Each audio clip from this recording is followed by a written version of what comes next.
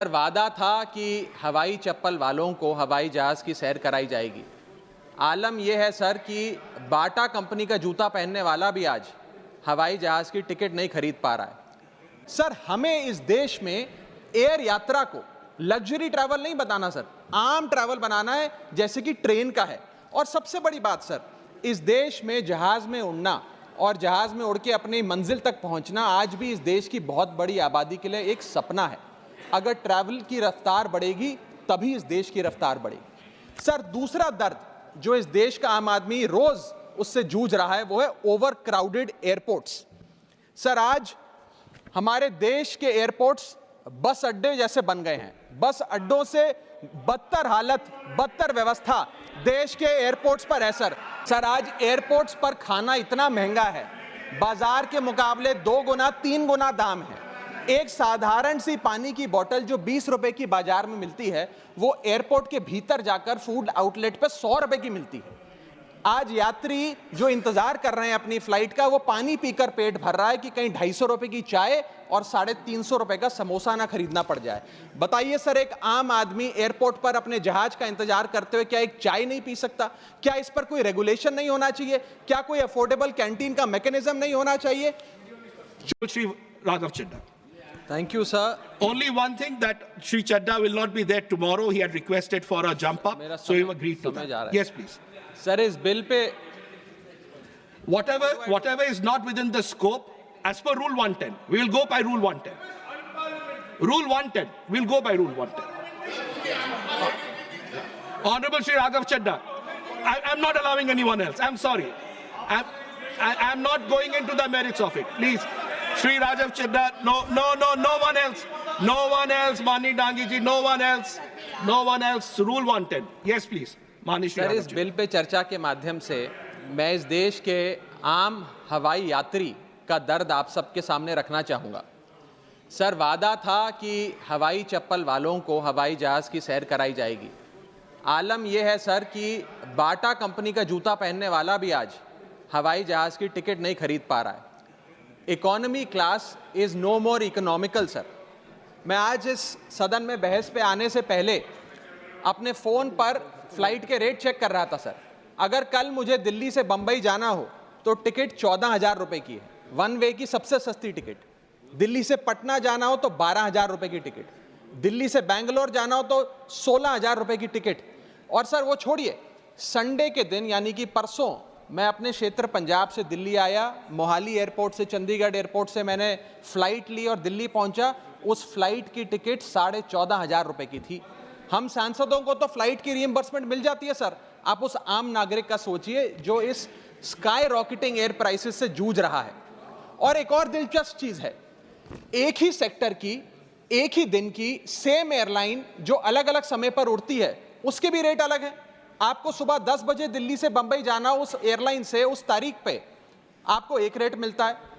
2 बजे की दोपहर की टिकट लेते हैं उसी एयरलाइन पे, उसी दिन पे वो उससे दोगुनी हो जाती है। न जाने क्या लॉजिक है सर। हमें इस देश में एयर यात्रा को लग्जरी ट्रैवल नहीं बताना सर, आम ट्रैवल बनाना है जैसे कि ट्रेन का है। और सबसे बड़ी बात सर, इस देश में जहाज में उड़ना और जहाज में उड़ के अपनी मंजिल तक पहुंचना आज भी इस देश की बहुत बड़ी आबादी के लिए एक सपना है।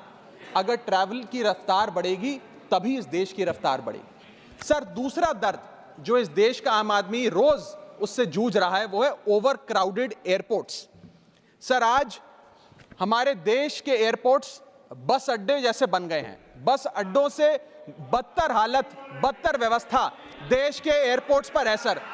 टर्मिनल 1 चले जाइए दिल्ली के, टर्मिनल 2 चले जाइए दिल्ली के, आप हालात देखिए। सिक्योरिटी लाइन से लेकर चेक इन लाइन तक लोग लाइनों में खड़े हैं और लाइनों में खड़े हैं और उसके बाद उनकी फ्लाइट भी इस चक्कर में मिस हो जाती है। एक मुसाफिर सही समय पर फ्लाइट नहीं पकड़ पा रहा क्योंकि वो बेचारा चेक इन और सिक्योरिटी लाइन में ही फंसा रहता है। इतने ओवर क्राउडेड एयरपोर्ट्स आज हमारे देश के बन चुके हैं। सर, आज यात्री का तीसरा दर्द, Honorable members, please let the honorable members speak. Please. Sir, बोलने दीजिए। No, honorable members, please. Honorable members. माननीय सदस्य, मेरा समय जा रहा है। Please let him speak. Sir, आज एयरपोर्ट्स पर खाना इतना महंगा है, बाजार के मुकाबले 2 गुना 3 गुना दाम है।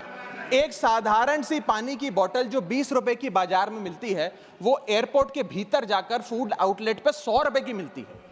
आज यात्री जो इंतजार कर रहे हैं अपनी फ्लाइट का, वो पानी पीकर पेट भर रहा है कि कहीं 250 रुपए की चाय और 350 रुपए का समोसा ना खरीदना पड़ जाए।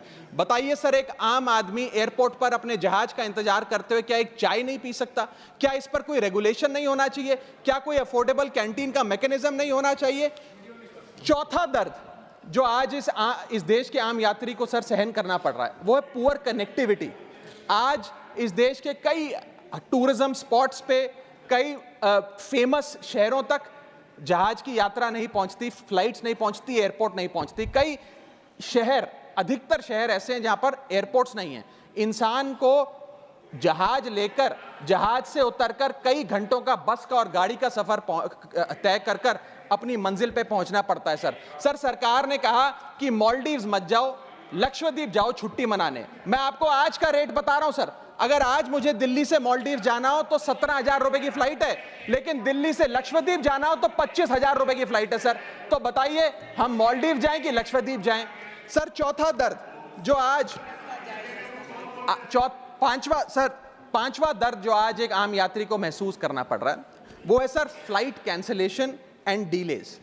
सर एक आम नागरिक अपनी मंजिल पे, अपनी डेस्टिनेशन पे पहुंचने के लिए, जल्द पहुंचने के लिए कभी कभार ट्रेन यात्रा या बस या गाड़ी की यात्रा नहीं करता, वो महंगी टिकट खरीदता है। महंगी टिकट खरीद के अपनी मंजिल पे समय पे पहुंचना चाहता है। और कुछ ऐसे भी लोग हैं जो आर्थिक तौर पे सक्षम नहीं हैं, लेकिन आपातकालीन परिस्थितियों में, इमरजेंसी सिचुएशन में वो भी महंगी जहाज की टिकट खरीदकर जहाज की यात्रा करना चाहते हैं, अपनी मंजिल पे पहुंचना चाहते हैं। लेकिन क्या वो अपनी मंजिल पे समय पर पहुंच जा रहे हैं?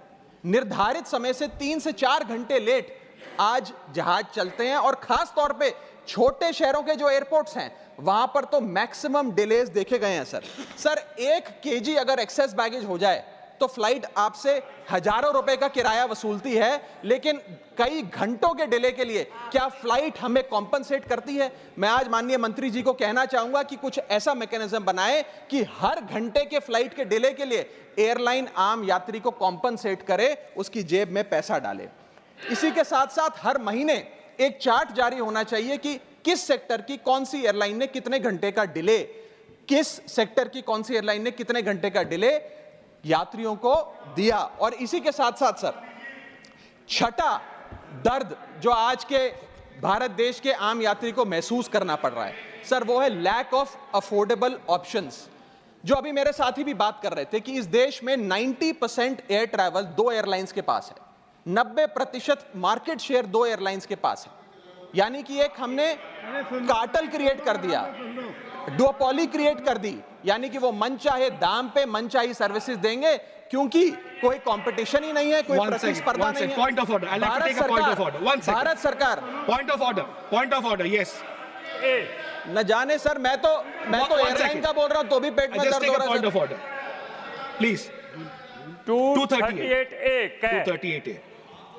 कोई सदस्य किसी अन्य सदस्य या लोकसभा के किसी सदस्य के विरुद्ध मानहानि कारक या अपराध में फंसाने वाले स्वरूप का कोई आरोप नहीं लगाएगा जब तक कि आरोप लगाने वाले सदस्य ने सभापति को संबंधित मंत्री को भी इसकी पूर्व सूचना न दी हो, ताकि मंत्री उत्तर दिए जाने के प्रयोजन के लिए इस विषय की जांच कर सके। Honorable member, there is no defamatory here. No defamation has been. Nasir Hussain जी ने जो बोला मैं उसके ऊपर कर रहा हूं। That of course that has been taken into consideration. एक मिनट, इनका नहीं है। मैं मुझे पूरा करने दिए सर। परंतु सभापति किसी समय किसी सदस्य को ऐसा आरोप लगाने से मना कर सकेगा यदि उसकी राय में ऐसा आरोप राज्यसभा की गरिमा को घटाने वाला हो या उस आरोप को लगाने वाले से कोई लोग इसका सिद्ध न हो। Thank you, honorable member. Thank you. Please continue. Sir इतनी विशाल जनसंख्या वाला हमारा देश है, और इतनी विशाल जनसंख्या वाले देश में मात्र 2 ही कंपनियां हमारा पूरा एविएशन सेक्टर चला रही हैं। सर सरकार लाई एक स्कीम जिसका नाम था उड़ान, जिसका फुल फॉर्म है उड़े देश का आम नागरिक। पर कैसे उड़े? ना फ्लाइट के उड़ने के ऑप्शन है, ना अफोर्डेबल टिकट है, ना फ्लाइट सही समय पर चलती है, तो कहां उड़े, कैसे उड़े? और सबसे बड़ी बात सर, जब से ये उड़ान स्कीम आई है, एक धारणा एविएशन सेक्टर में बनी हुई है कि जैसे ये स्कीम लागू हुई 2 एयरलाइन बंद हो गई, जेट एयरवेज और गो एयर, और तीसरी स्पाइस जेट बंद होने की कगार पे खड़ी है। तो अब लोग ये भी कहने लग गए हैं कि शायद उड़ान स्कीम एक बहुत बड़ा अपशगुन थी, और इसी के चलते आज हमारा देश का आम नागरिक प्लेन से वापस ट्रेन पे जा रहा है। सर, मेरा सातवां दर्द बैगेज चार्जेस और बैगेज डिलेज। सर, अगर आपका 1 केजी बैगेज ओवरवेट हो जाए तो हजारों रुपए एयरलाइन आपसे एक्सेस बैगेज के चार्जेस वसूल लेती है। यहां तक कि कुछ लोग अब अपना सामान एयरपोर्ट पर फेंक के चले जाते हैं बिकॉज उनके सामान में पड़ी वस्तुएं इतनी महंगी नहीं है जितना बैगेज चार्जेस एयरलाइन ले लेती हैं। और बैगेज के डिलेज देखिए सर, लंबा आपको इंतजार बैगेज बेल्ट पे करना पड़ता है कि कब हमारा बैग आएगा। जब स्क्रीन पर देखते हैं तो स्क्रीन पर लिखा आता है बैगेज ऑन बेल्ट, लेकिन बैगेज ऑन बेल्ट नहीं होता, सिर्फ 2-3 बिजनेस क्लास पैसेंजर्स का बैग आता है और न जाने कितने मिनट एक आम नागरिक को इंतजार करना पड़ता है इस एक्सेस डिले के लिए, या इसको एक स्टैंडर्डाइज करने के लिए कोई प्रोसीजर सरकार को बनाना चाहिए। सर, मेरा आठवां दर्द मैं समाप्त कर रहा हूं सर। सर, आठवां दर्द heavy car parking charges eight airport. Sir, आज आप एयरपोर्ट्स पर पार्किंग का ठेका किसी एक कंपनी को दे देते हैं और वो मनचाहे दाम वसूलती है। खास तौर पे छोटे एयरपोर्ट्स पे 200-250 रुपए प्रति घंटे की कार पार्किंग चार्जेस देनी पड़ते हैं। आज आप दिल्ली के एयरपोर्ट चले जाइए, 220 रुपए प्रति घंटा गाड़ी का चार्ज लगता है, और अगर आपने कोई कैब टैक्सी बुक कर ली तो उसका भी मोटा बिल आता है, क्योंकि वो टैक्सी वाला भी expensive car parking charges, airport charges अपने बिल में जोड़कर आपको देता है। सर, ये था दर्द फ्लाइट में चढ़ने से लेकर फ्लाइट में उतरने का। मैं अंत में चार पंक्तियां सुनाकर अपनी वाणी को विराम दूंगा, और आज इस देश के आम नागरिक, आम यात्री का दर्द इन पंक्तियों में आप तक पहुंचाने की कोशिश करूंगा। कहीं है लंबी लाइनें, कहीं चेक इन से पहले काउंटर बंद, कहीं स्लो चल रहा है सर्वर, कहीं इंटरनेट है मंद। महंगी टिकट के बाद भी यात्रा की कोई गारंटी नहीं, आपका सामान चाहे टूटे चाहे फूटे कोई वारंटी नहीं। जो हाल है बस अड्डों का वही तस्वीर आती है एयरपोर्ट से।